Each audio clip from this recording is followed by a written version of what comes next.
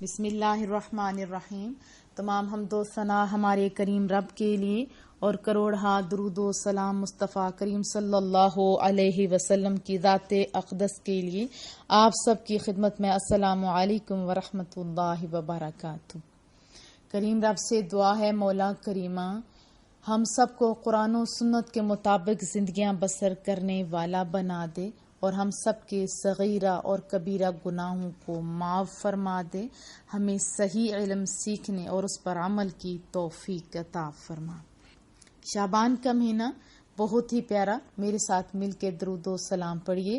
اللہم صلی علی سیدنا و مولانا محمد وعلی آلہ و اصحابہ و بارک وسلم۔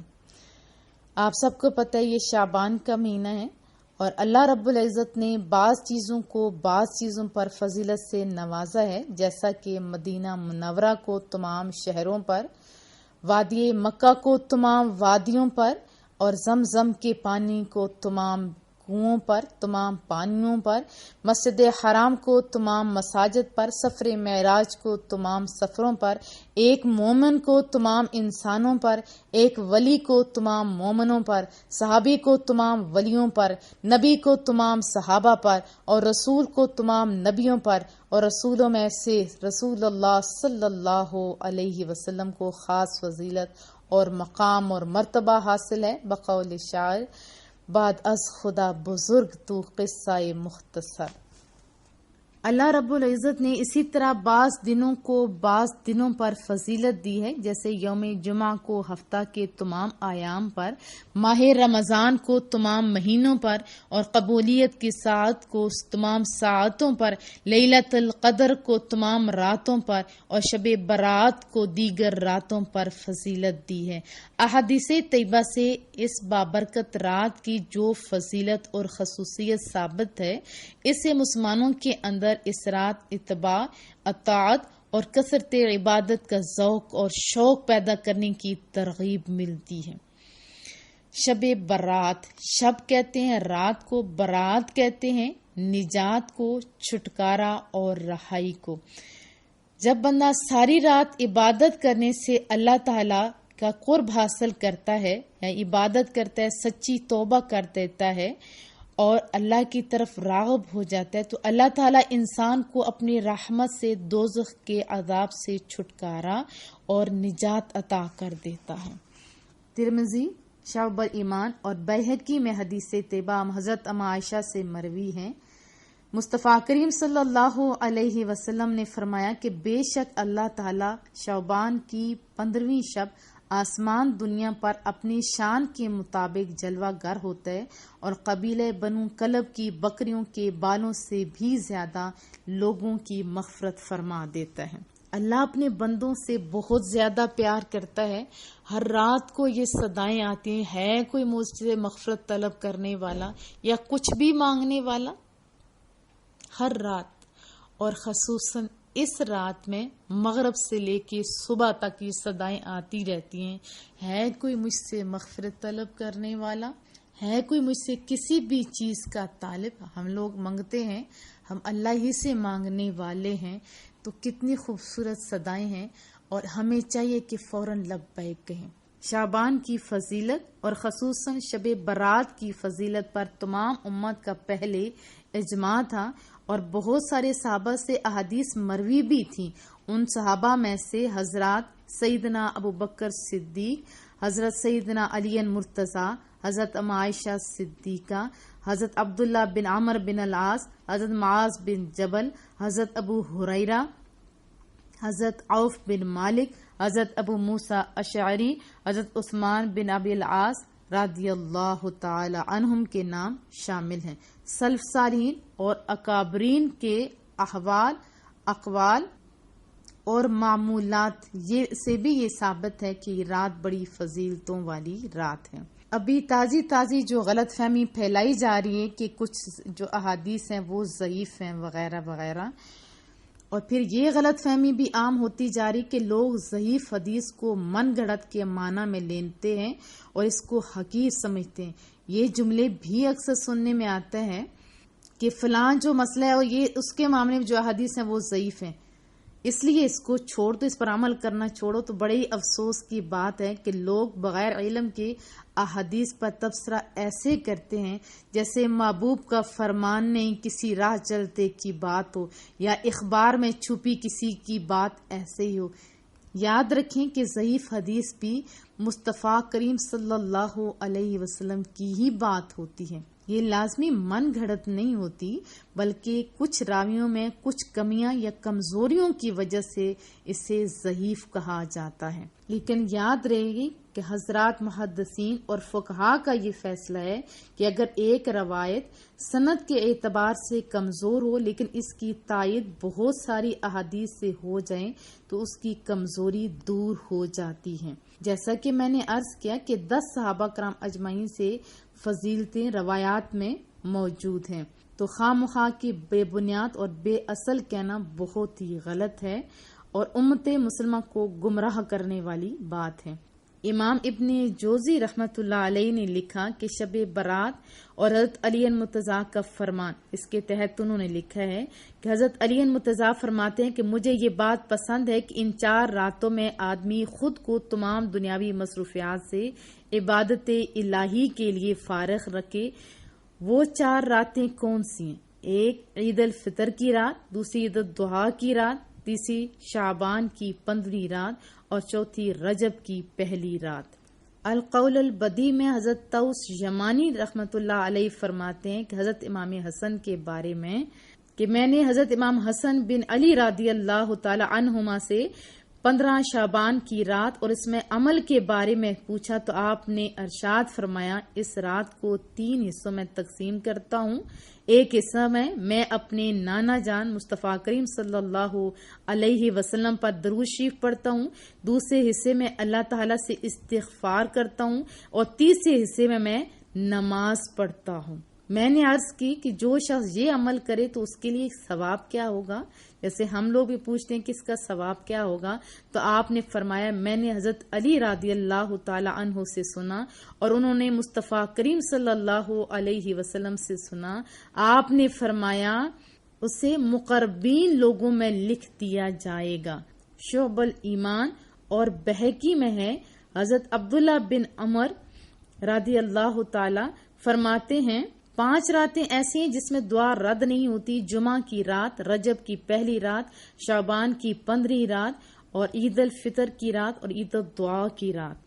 تفسیر جامع البیان میں حضرت عبداللہ بن عباس رضی اللہ تعالی عنہما کا فرمان ہے کہ ایک آدمی لوگوں کے درمیان چل رہا ہوتا ہے حالانکہ وہ مردوں میں اٹھایا ہوا ہوتا ہے۔ پھر آپ نے اس آیت کی تلاوت فرمائی سورہ دخان کی۔ اس کا ترجمہ سنا دیتی ہوں۔ بے شک ہم نے اس سے ایک بابرکت رات میں اتارا ہے، بے شک ہم ڈر سنانے والے ہیں۔ اس رات میں ہر حکمت والے کام کا جدا جدا فیصلہ کر دیا جاتا ہے۔ پھر آپ نے مزید فرمایا کہ اس رات میں 1 سال سے دوسرے سال تک دنیا کے معاملات کی شب برات کے معاملے میں فرمایا کہ 1 سال سے دوسرے سال تک دنیا کے معاملات کی تقسیم کی جاتی ہے۔ علامہ ابن تیمیہ نے بھی اس بارے میں لکھا کہ شعبان کی 15ویں رات بڑی ہی فضیلت والی رات ہے۔ پھر علامہ تیمیہ اقتداء الصراط المستقیم میں مزید لکھتے ہیں اس رات کی فضیلت میں مرفوع احادیث اور کئی آثار روایت کیے گئے جن سے ثابت ہوتا ہے کہ یہ بڑی فضیلت والی رات ہے۔ بعض علماء سلف صالحین اس فضیلت کو اس رات کی نماز کے ساتھ خاص کرتے ہیں۔ ماہ شعبان کے روزے کے بارے میں انہوں نے بتایا کہ یہ بھی صحیح احادیث سے ثابت ہے اور لکھتے ہیں کہ ہمارے مسلک اور تمام جو مسالک کے درمیان اس چیز کی فضیلت پر یعنی اس رات کی فضیلت پر اتفاق ہے۔ ہمارے لیے یہ بات کیا کم ہے کہ مصطفیٰ کریم صلی اللہ علیہ وسلم نے فرمایا شعبان میرا مہینہ ہے اور رمضان اللہ کا مہینہ ہے۔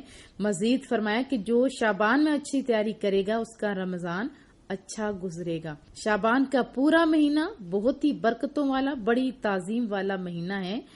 اس مہینے کو توبہ کا مہینہ بھی کہا جاتا ہے، توبہ کی رات بھی اس رات کو کہا جاتا ہے۔ توبہ کے بارے میں تھوڑا سا بتا دوں آپ کو کہ توبہ اچھے انداز میں کریں.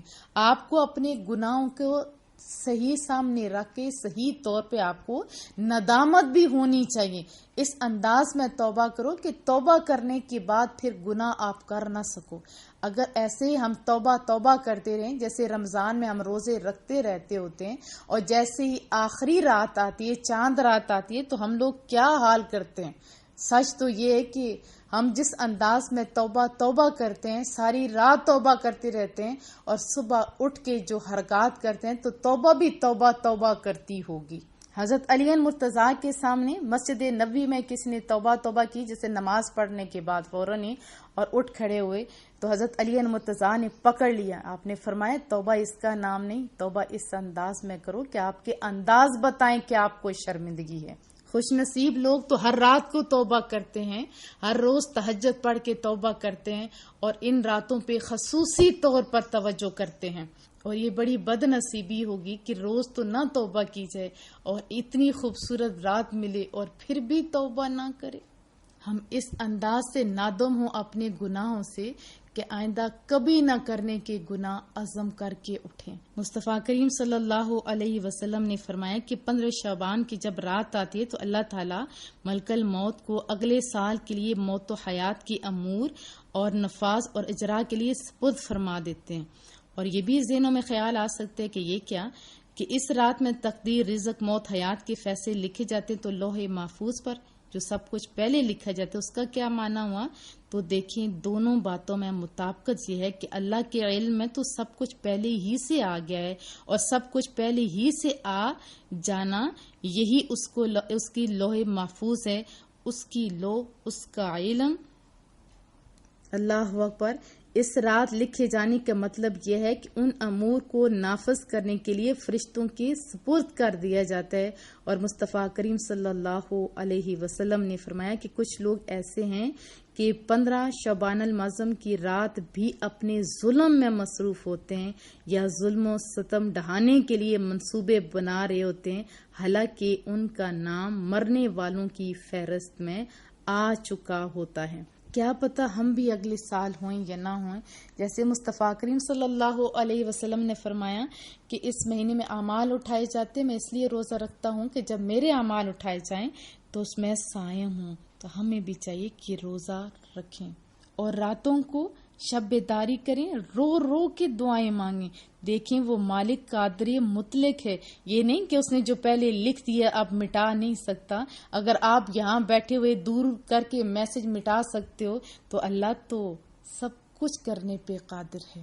اگر ہم رو رو کے دعائیں مانگیں گے، اپنے گناہوں کے پر شرمندہ ہوں گے، تو اللہ ایسے ہی ہمارے پچھلے سارے گناہ معاف کر دیتا ہے اور ہماری ساری دعاؤں کو قبول کر لیتا ہے. لیکن دعا کی قبولیت کے لیے رزق حلال ہونا بھی شرط ہے اور دھیان کے ساتھ دعا مانگنا بھی شرط ہے.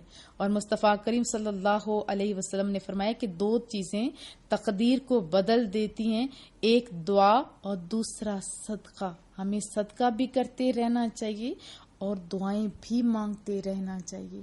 اللہ کا شکر بھی ادا کرنا چاہیے. لیلۃ القدر میں تو قدر والی رات چھپا کے رکھ دی، کہا گیا ان 10 راتوں میں ڈھونڈو، لیکن یہ رات تو اوپن کر دی گئی اور فرمایا کہ رب تو ایسے ندائیں دے رہا ہے کوئی بخشش طلب کرنے والا. ایک رات ہی تو ہے، ہمیں چاہیے اس رات کی قدر کریں. لیکن افسوس ہے کہ ہم وہ قدر نہیں کرتے جیسے قدر کرنے کا حق ہے. ہمیں چاہیے کہ مغرب سے ہی تیاری کریں یا ضروری کام اپنے مٹا کے تو جلدی سے جلدی ہم لوگ مصلی پہ جائیں، استغفار کریں، قرآن کریم پڑھیں. یہ نہیں کہ ساری رات تو جاگنا اور ابتدائی ہم 11 یا 12 بجے کریں، نہیں. اور یا پھر ایسا ہو کہ ساری رات جاگتے رہیں اور صبح کی نماز رہ جائے. لیکن میں آپ کو یہ بات بتا دوں، جو لوگ شب بیداریاں کرتے ہیں، میں نے خود دیکھا، انہیں میرا اپنا معمول بھی شامل ہے کہ مغرب سے لے کے صبح کی نماز کا اشراق پڑھ کے سویا جاتا ہے. اب یقیناً یہ بات تو واضح ہو چکی ہوگی کہ یہ برکتوں والی رات ہے، رحمتوں والی رات ہے. یہ پورا مہینہ ہی بہت ہی پیارا ہے اور مغفرتوں والا یہ رات اور مہینہ ہے، اس کی آپ ضرور قدر کیجیے۔ ہمارے سلف صالحین سے یہ چیز ثابت ہے، صحابہ کرام اجمعین سے ثابت ہے، اور مصطفیٰ کریم صلی اللہ علیہ وسلم سے بھی ثابت ہے۔ اگر کوئی ہمیں کہے کہ یہ ضعیف ہے یا کہیں کہ یہ بدعت ہے، تو پہلے تو ہمیں اپنا علاج کرنا چاہیے۔ ایک خاندان کے بارے میں مشہور ہے، اس بات سے آپ کو سمجھ آ جائے گی کہ کہتے ہیں ہم اتنے سادے ہیں کہ ہمارے خاندان کے بارے میں یہ مشہور ہے کہ ہمیں اگر کوئی کہے نا کہ تیرا کان کتا کاٹ کے لے گیا، تو ہم کتے کے پیچھے تو دوڑ پڑتے، لیکن قریب سے کبھی نہیں دیکھا ہمارا کان ساتھ ہے یا نہیں۔ ایک بھولی سی عورت نے ہمیں بتایا، تو ہماری بھی یہی بات ہے کہ اگر کوئی ہمیں کہے تو ادھر دوڑتے ہیں، کہیں اپنی کتابوں میں جا کے تو دیکھیں۔ اور ابھی جو یہ غلط رواج چل پڑا ہے شرک اور بدعت کا، جیسے میں نے آپ کو بتایا کہ قرآن کریم کے ختم کا جب میں نے کہا کہ کرو اس میں حرج نہیں، تو میری ایک جاننے والی تھی شارجہ کے اندر، تو وہ مجھے کہنے لگی ہم نے تو بڑی مشکل سے لوگوں کو روکا ہے، تو آپ ایسا نہیں کہ۔ میں نے کہا اس میں روکنے والی بات جب ہے نہیں تو کیوں روکوں؟ کہتے نہیں آپ چھوڑیں، بس آپ ان کو روک دیا کریں، اور آپ کو مزید وضاحت کی ضرورت بھی نہیں پیش آئے کہ آپ صرف یہ کہہ دیا کریں کہ یہ شرک ہے۔ تو میں ڈر گئی، میں نے کہا کیا شرک آسان ہے؟ کیا بدعت کہنا آسان ہے؟ کلیجہ پھٹتا ہے، لیکن یہ بے محل اور غلط طریقے سے جو استعمال ہے، یہ بہت ہی غلط طریقہ ہے۔ آیات مقدسہ اور احادیث مبارکہ جو کفار اور مشرکین کے بارے میں نازل ہوئی، انہیں بڑی بے باکی سے امت مسلمہ پر چسپاں کر دیا جاتا ہے، اور یہ نہایت ظالمانہ اور جاہلانہ طرز عمل ہے۔ اسی طرح جو بدعت کہا جاتا ہے، یہ بھی بہت ہی غلط بات ہے۔ ہمیں پہلے خود پتہ ہونا چاہیے کہ بدعت ہے کیا۔ ہر نئی چیز کو اگر ہم بدعت کہتے ہیں تو اس طرح تو کوئی بندہ نہیں بچتا، کوئی طبقہ فکر نہیں بچتا۔ آپ کو میں ایک چھوٹی سی مثال دیتا ہوں، جیسے کہ جمعے والے دن ایک عربی خطبہ ہوتا ہے، اور ایک جس ملک کے اندر لوگ رہ رہے ہوتے ہیں اسی کی زبان کے مطابق، جیسے اردو ہے، انگلش ہے، پشتو ایٹسٹرا۔ اب دیکھا جائے تو سنت تو یہ ہے کہ صرف عربی ہی خطبہ اصل خطبہ ہے، اور پھر اس کے بعد اذان ثانی سے پہلے جو خطبہ دیا جاتا ہے، اس کو تو خالی بدعت کہہ کے ہٹا دیا جائے تو پھر بہت سارے لوگ دین سمجھنے سے محروم رہ جائیں، اور یہ بہت ہی اچھا ذریعہ ہے لوگوں کو دین سمجھانے کا انہی کی زبان میں۔ حالانکہ حکم کیا ہے کہ جب خطبہ ہو رہا ہو تو کسی دوسرے بندے کو چپ بھی نہ کرو، یعنی اتنا کنکر بھی نہیں ہلاؤ۔ لیکن علماء نے کہا کہ ٹھیک ہے یہ خطبہ عربی میں، اس کو رہنے دیں، یہی سنت ہے، لیکن لوگوں کو سمجھانے کے لیے دوسرا خطبہ بھی دیا جائے تاکہ اصل مقصد جو ہے لوگوں کے اندر دین کا شعور ہو، لوگ اکٹھے ہوئے ہوتے ہیں، ماحول بنا ہوا ہوتا ہے، پھر دوسرا خطبہ کس طرح دے دیا جاتا ہے اسی کی زبان میں۔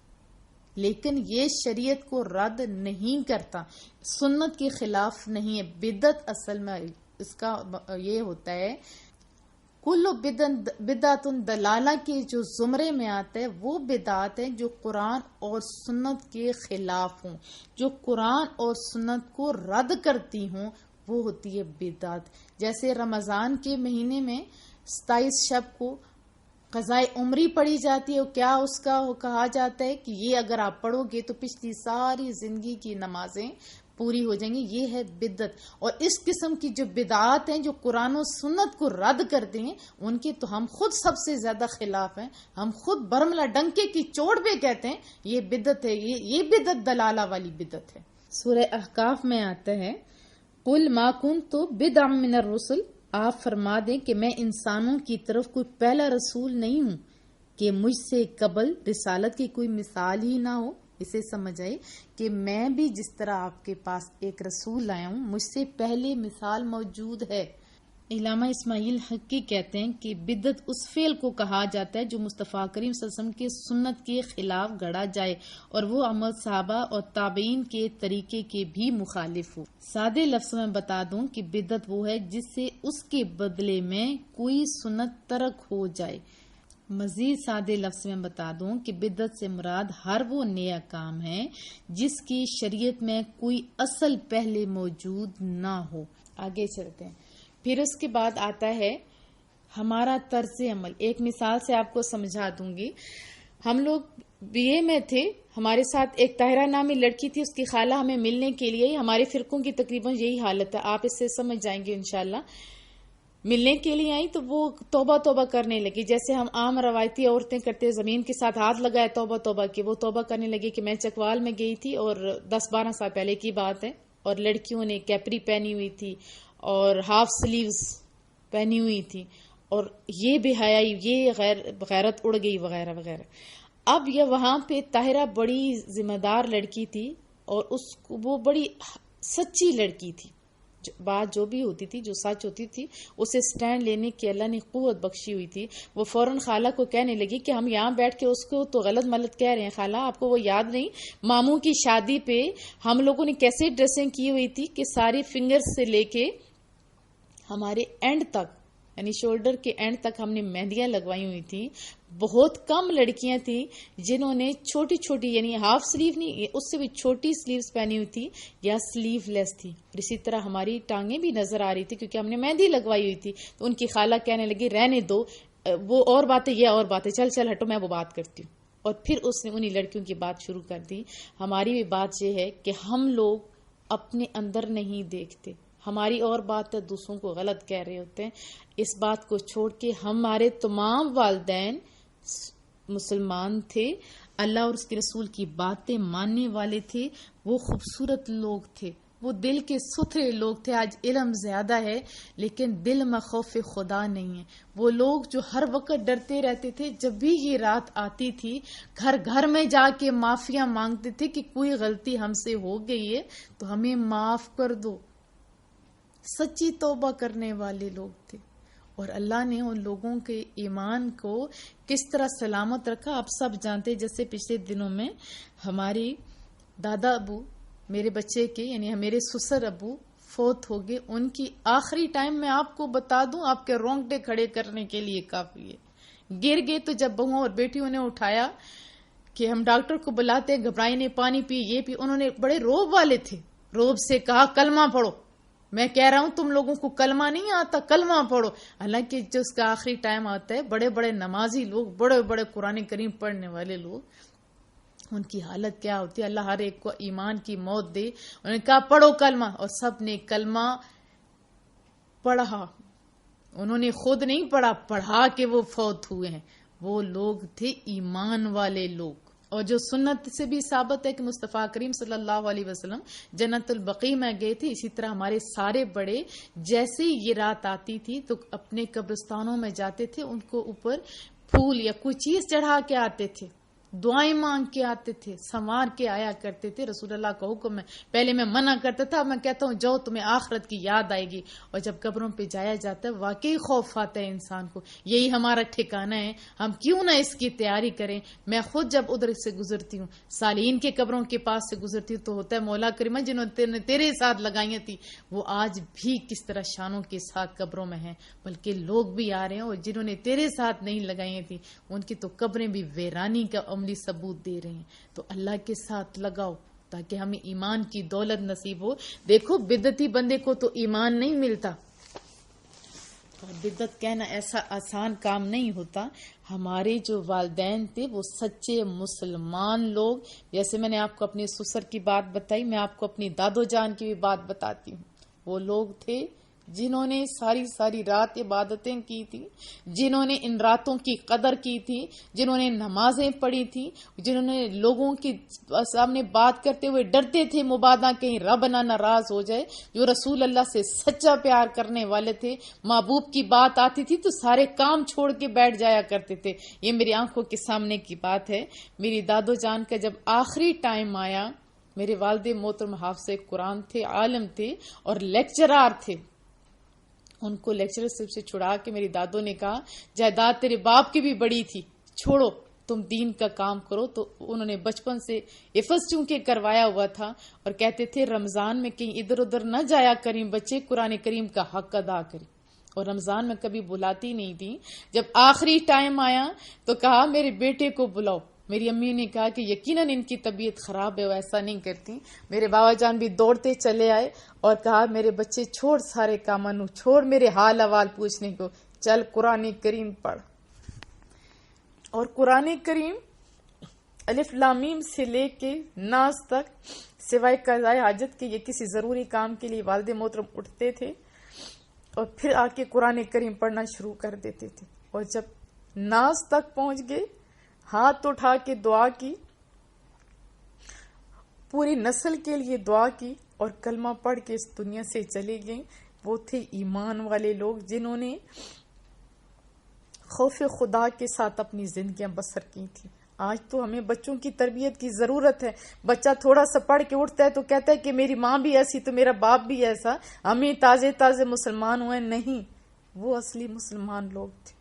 اپنے بچوں کی تربیت کریں، مبادہ آپ کے بچے آپ کو کل غلط کہیں۔ میں اسلام آباد میں گئی تھی، وہاں پہ ایک ہماری آنٹی فاطمہ تھی، وہ بھی بہک گئی، کہیں دوسرے طبقے میں چلی گئی، تو اس کی خالہ کی فوتگی کے اوپر چوتھے والے دن وہ سارے لوگ اصالے ثواب کر رہے تھے، ایک دوسرے کا غم بانٹ رہے تھے، کیونکہ وہ جوان تھی۔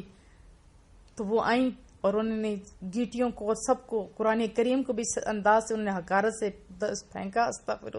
استغفر اللہ کہتے ہیں تم کیا غلط کام کر، یہ کیا کام کر، یہ شرک کرے ہو، یہی وہ کرے ہو۔ تو کسی جاننے والے نے اٹھ کے کہا کہ تمہیں آج ایمان ہے، تمہارے ماں باپ تو یہی کرتے تھے۔ ان کے ماں باپ کی میں آپ کو داستان سناؤں تو کلیجہ آپ کا زبان کی طرف آ جائے گا۔